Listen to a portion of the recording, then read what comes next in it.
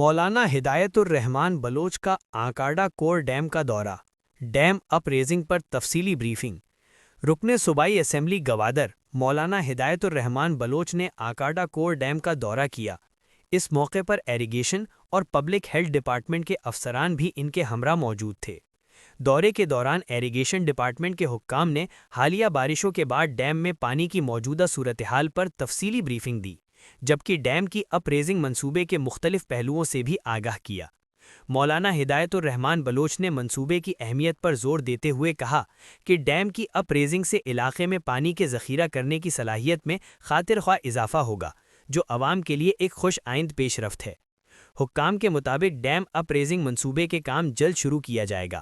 Dam اپ raising مکمل ہونے کے بعد علاقے میں پانی کی دستیابی میں بہتری آئے گی اور مستقبل میں پانی کے مسائل میں کمی لانے میں مدد ملے گی۔